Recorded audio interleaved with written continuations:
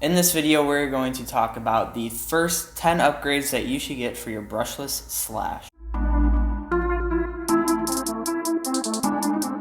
How's it going, guys? Joshua with Traxxas RC, and today we will be talking about the first 10 upgrades in no particular order that you should get for your Traxxas two-wheel drive slash, the brushless model. So we already made one of these kinds of videos about the brushed slash. We'll put a link to that video right up here.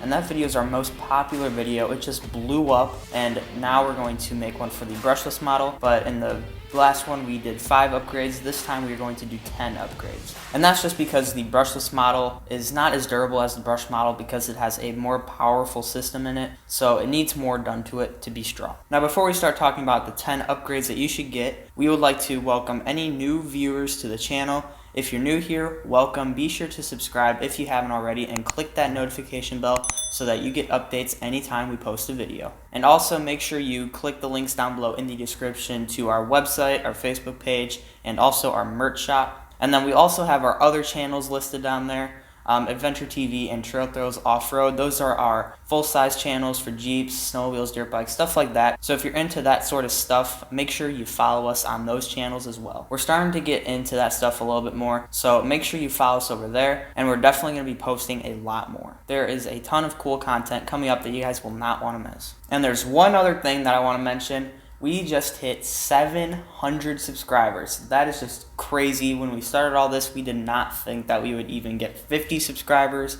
Then we got it to 100, then 500, and now we're at 700. However, like 90% of you guys are not subscribed. So if you're not subscribed, just click that button. It's free. Won't cost you anything, and you'll get updates anytime we post videos so that you can watch them. And if we get to our goal of 1,000 subscribers by the end of the year, we will do another giveaway. So make sure you click that big red subscribe button down below this video. We would just greatly appreciate it. And share this video with everyone that you know that has a slash. Get them to subscribe. It would mean the world to us if we could reach our goal of 1,000 subscribers by the end of the year. Alright, so with all that out of the way, let's go ahead and start off with the first upgrade that you should get for a brushless slash. So the first upgrade that you should get is a 3S LiPo, such as this one right here. This is a 5-way power, 6,000 milliamp hour, 11.1 volt, 50C 3S pack. This thing is just a monster. It is our favorite 3S battery. We'll put a link to it down below in the description so that you can pick it up and try it for yourself. You definitely will not be disappointed. We absolutely love this thing. No puffing, no swelling. The cells are super stable, and it just really is a great battery for the price. And of course, with the 3S LiPo, you're gonna need a charger, and we would recommend either the Venom Power Pro Duo charger or one of the Traxxas Easy Peak chargers. Really, the Traxxas chargers are good for beginners, and if you get one of these chargers, it's best that you get one of the Traxxas batteries because they're optimized to work with each other because of the ID system. Now, if you've been in the hobby and you know a lot about batteries, then the Venom charger is so much better for you because it just gives you a lot more settings. You can adjust things, and it's just overall a much better charger, and you get a lot for the money. However, it can be very dangerous if you don't know what everything means. So number 2 on the list is new tires. The stock tires are just awful. You could get away with them if you're brushed, but when you're brushless, you will not get the most out of your slash. You really want to upgrade your tires, and we found that the Proline Badlands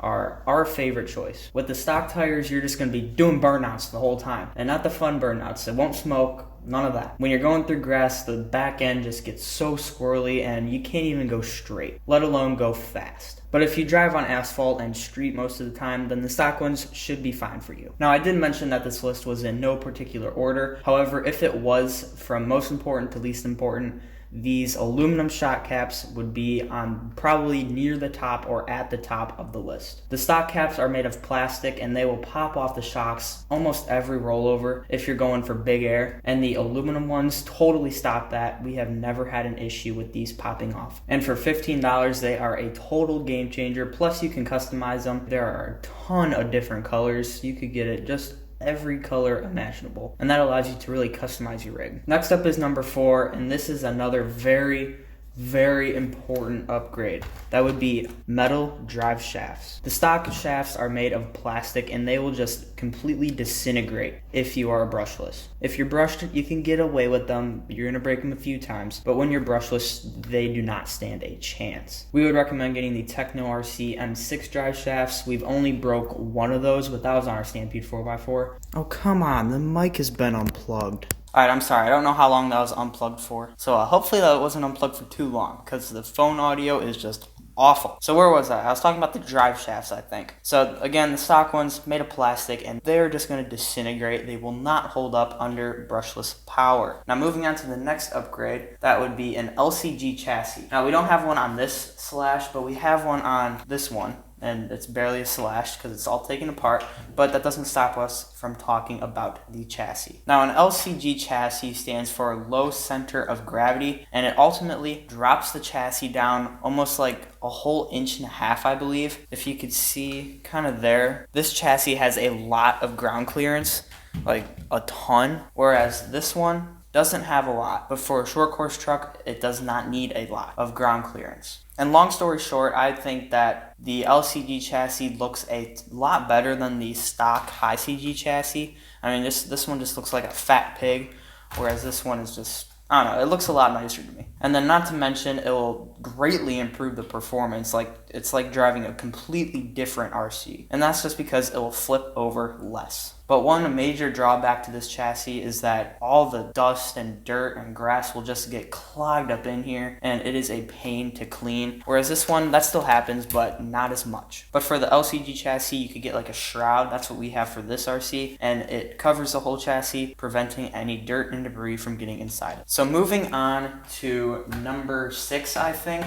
Number 6 is an ESC fan. Now you really only need an ESC fan if you're running a higher gearing than stock, or if you're running 3S. And if you're doing both of those things, then you better have one of these on your ESC. Now an ESC fan just goes right on the heat sink of your ESC right there, and it will provide a lot of air to that heat sink, which cools the ESC, and it will just extend the life of your ESC and give you better run times, and it's just overall a lot better of a setup. So that's it for an ESC fan, and number 7 is, dropped it. Alright, number 7 is a 21 tooth pinion gear. Now this one's actually a 13 tooth. I don't have another 21 tooth on hand, but you guys get the idea. Basically, it's a little bit higher of a gear ratio than stock, and it'll just make your car a little bit faster, but you do have to watch the temperatures if you're running in a hot climate. If you're in a cold climate, you really shouldn't have any issues running this setup. Now I would recommend trying out the 90 tooth spur gear if you don't already have it installed. It's a little bit lower of a gear ratio than the stock spur gear, I believe. That one actually might be the stock one. I'm not too sure on what spur gear comes in a slash, but basically see if your spur gear is 90 tooth. If it's not, try it out if you're running a 21 tooth pinion. If your temps are fine, then bump it up to an 86 tooth spur gear, but if it's too hot, obviously you might want to drop down the pinion. Now next upgrade on the list is an RPM bulkhead. The stock one just isn't as durable as it, but you really will only break the stock bulkhead if you're going for really big air like us, and you just like send in your RC and you're not the best driver like us, and you just kind of like do one of those into the ground. If you're just doing some casual jumps and stuff, really treating your RC nice, the stock one will last you just fine. But if you want to do a free mod to get the most out of your stock bulkhead, then you could fill all the voids, and this goes for pretty much any spot on a slash or any RC. You could fill all the voids in the plastic with shoe goo,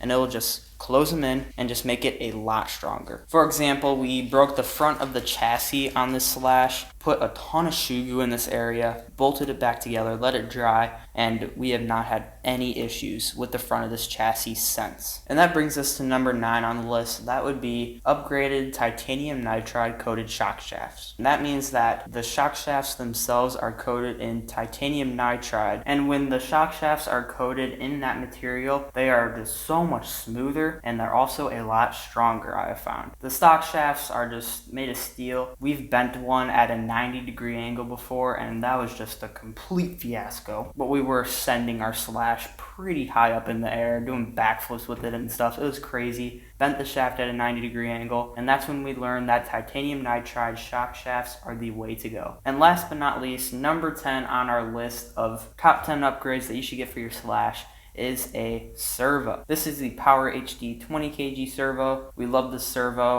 You can also get an Animos 20 kg servo, and we have a video right up here where we compared each of them individually. Basically, the stock servo has plastic gears and it's not weak at all. It has plenty of power for a stock servo and for a slash with small tires. It has plenty of power and torque and speed from what we like, but it's just the durability of it that we can't stand. We have killed so many, and I think that we only have like one working one left out of all of our Traxxas cars. So it's not a very reliable servo. We ran the stock servo in this slash for the longest time. I really do not know how it lasted, but overall, you could just get so much more for your money when you upgrade the servo to a really cheap Amazon servo like this one or an Animos servo.